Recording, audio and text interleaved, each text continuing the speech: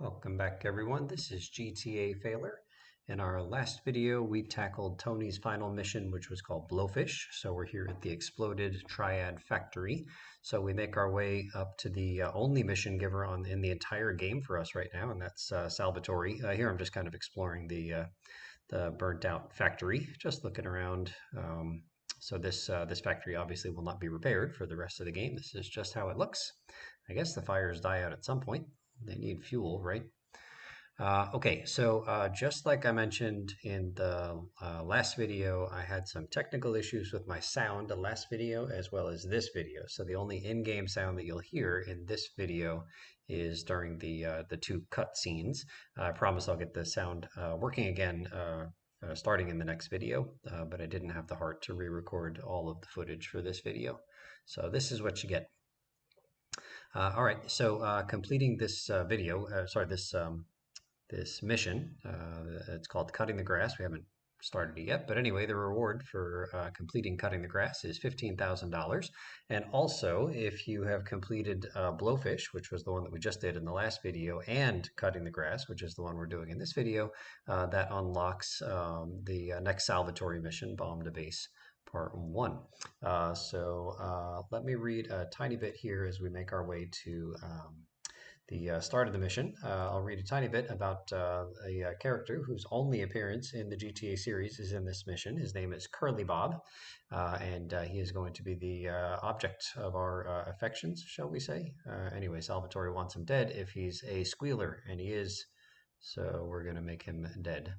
Curly Bob, this is from the wiki. Curly Bob worked as a bartender at Luigi's Sex Club 7, and when speaking, he'll often sniff between sentences. You'll hear that in the second cutscene, not this one we're about to watch here. And Curly Bob is one of very few one-mission target characters in 3D universe which have a unique model instead of a generic pedestrian one. Curly Bob's model in the Anniversary Edition is glitched as his textures aren't mapped properly to his head. This is because the Anniversary Edition uses a different pedestrian skeletal system from the one in the PS2 and PC version, like the original trilogy GTA 3. And requires that this other skeletal system in the definitive edition of this game requires the textures to be remapped or edited to work properly, and of course Rockstar did not do that. Furthermore, in the definitive edition, Curly Bob's body distorts when he dies. Okay, so as you see in this cutscene, we've got a snitch, and Salvatore figures it's got to be Curly Bob because Curly Bob has more money than he should, which just seems reasonable to me. All right, Curly Bob is voiced by an American video game voice actor named Hunter Platten. And Platten provided the voices of three characters here in GTA 3. So there's Curly Bob that we're going to hear in an upcoming cutscene in this video. And then Chico, that was Maria's drug dealer. We met him one time on the west side of the island in the mission called Chaperone. And then also in this game, this voice actor, Hunter Platten, voices Phil Cassidy, who is the kind of army guy who has a base at the far north of Staunton Island. So we haven't met him yet, but we will, and we've been to his base already in this video series. Hunter Platten also provided voices for Manhunt and Midnight Club 2, which are two other Rockstar titles. Okay, so here we are waiting for Curly Bob to make his appearance for us. So he's going to come out of Luigi's Club.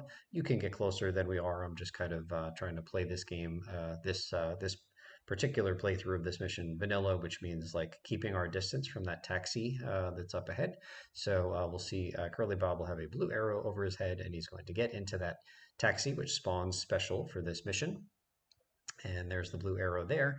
And then we are going to slowly follow Curly Bob to their destination, which is going to be over at the Portland docks.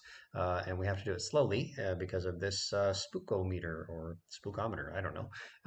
Anyway, this is the only appearance of the spookometer in this game, but it makes appearances in lots of other GTA games. I remember there was a terrible mission. Well, not terrible, just one I didn't like in San Andreas. I forget what it's called, but it involved a very long, very slow trailing, like one person who finds a taxi after like taking the subway. I think we're on the subway with them, or no, you follow the train. Like they're on the train, you follow them, and then you wait for them to get a taxi, and you just, oh God, it's just so dull and time consuming and boring. This ride here, this follow, is much shorter than the one in San Andreas. Okay, so they are almost at their destination, and I'm going to hush during the cutscene. In fact, I'm going to get the volume really pumped up of the in-game audio during the upcoming cutscene because we'll get a chance to hear Curly Bob. So you're going to listen for a couple of things. One, you'll listen for the sniffling between just about every pair of sentences he utters. And also, you'll listen and see if you can't connect the same voice actor's voice, who's going to do Curly Bob here for us in a few seconds, with the voice of Phil Cassidy in this game, or Chico in this game. So here's the cutscene coming now. Here comes our little friend, Mr. Big Mouth himself. Were you followed? You know what goes on here is our little secret, amigo. No, I wasn't followed. You got my stuff? Here's your spank, squealer. Now talk. Okay, so the Leons are fighting wars on two fronts. They're in the turf war with the Triads, with no sign of either side giving up. Meanwhile, Joey Leon has stirred up some bad blood with the Forellis. Every day they're losing men and influence in the city. Salvatore's becoming dangerous and paranoid. He expects everybody and everything. And with loyalty like yours, what has he possibly got to worry about?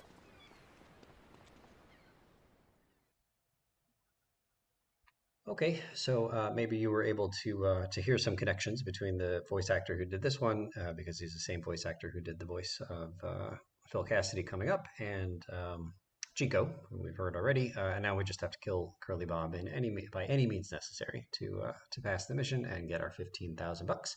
I'll also say that this same voice actor, Hunter Platten, had a role in here. I'm going to intentionally let the spookometer. Oh no, I smashed into the taxi.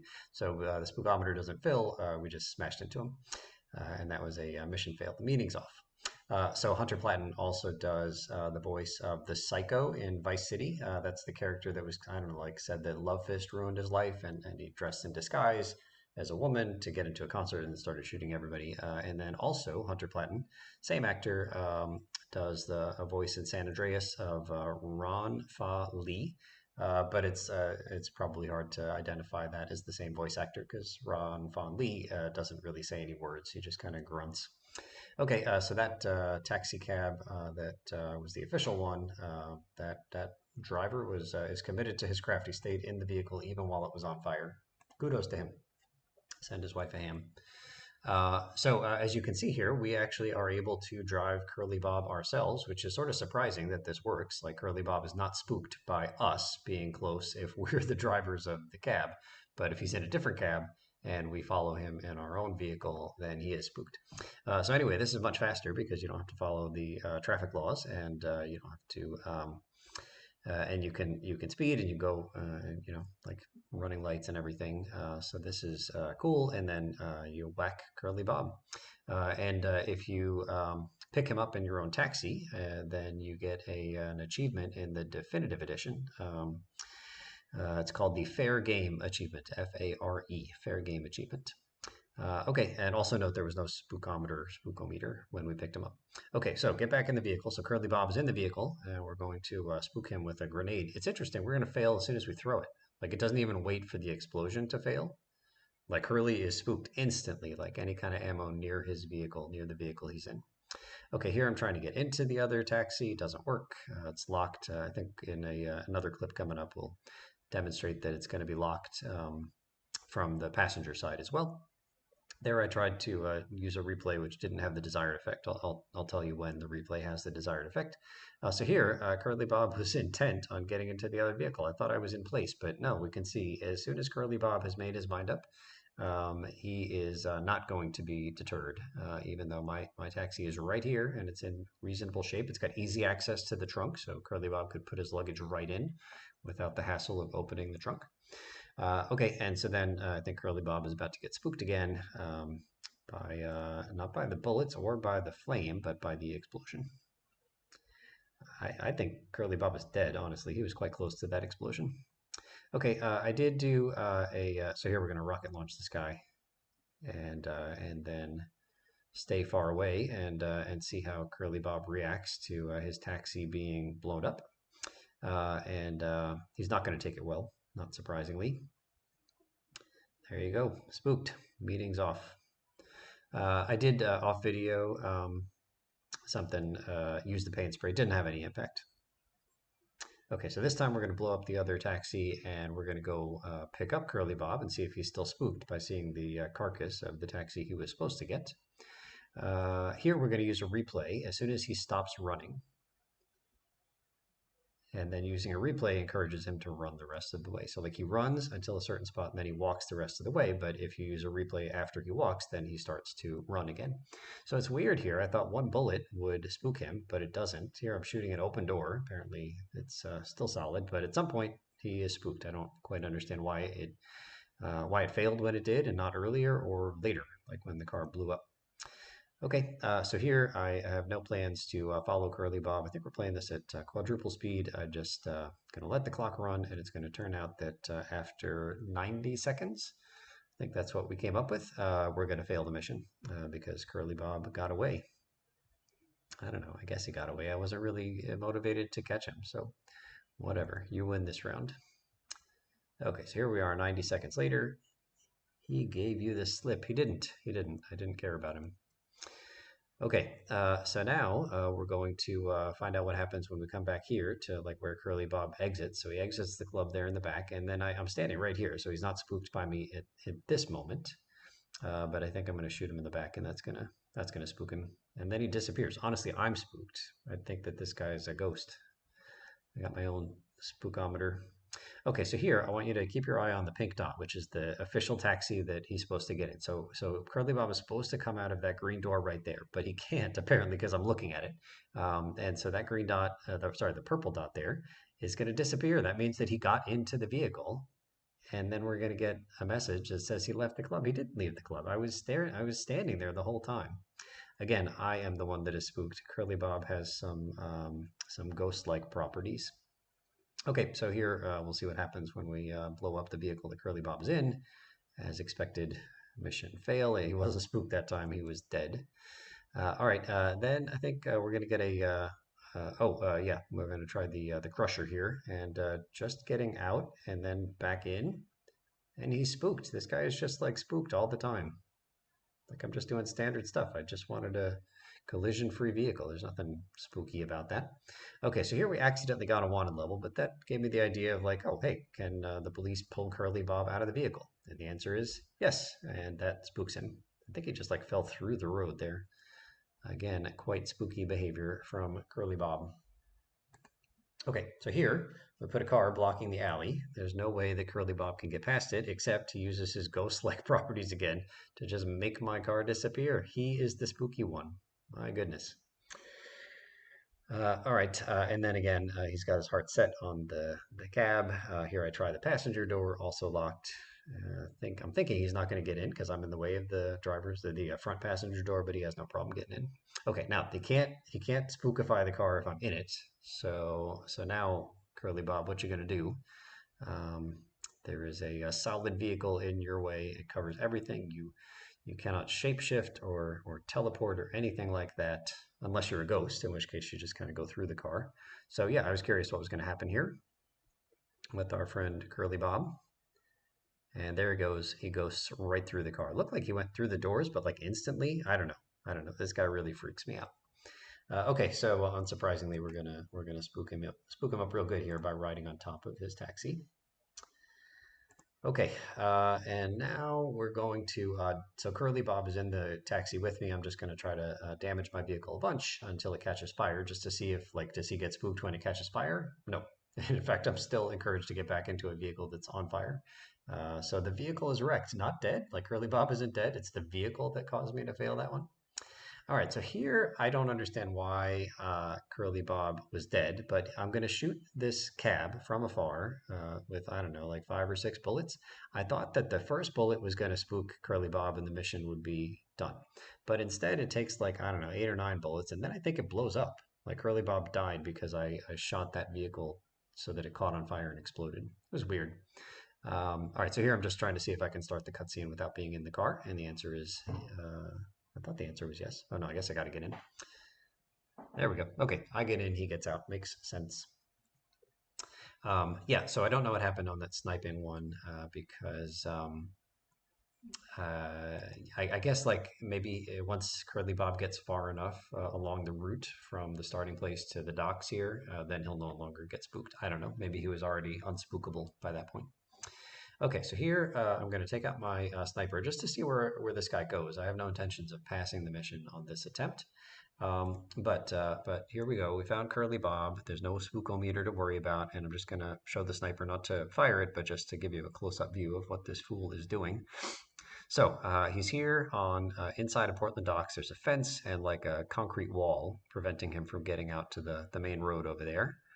So yeah, so I don't know what's going to happen. I don't know if it's possible to fail from letting him get too far away here. But like I look away for a second, and this curly bob ghost just like teleported through a solid chain link fence. Like what is happening here? This is the creepiest character in the game.